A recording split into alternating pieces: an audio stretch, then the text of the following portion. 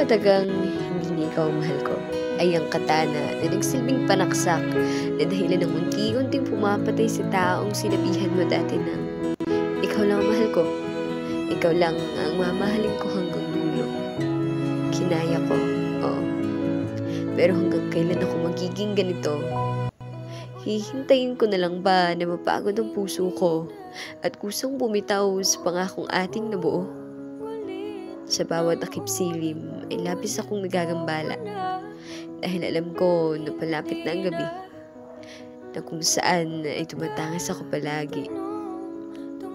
Kaya ko pa, katagang paulit-ulit kong sinasabi sa sarili ko, mahal kita. Kaya magtitiis ako kahit ang sakit-sakit na. Pero mahal, napapagod din ako ha. Hindi ako robot. Tao lang din ako. At kung sakaling dumating ang panahong mapagod ako, mag-iingat ka.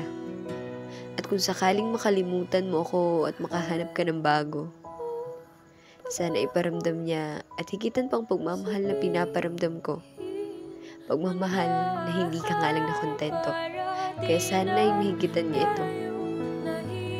Kung dumating man ang araw na yun, magiging masaya ako para sa inyo.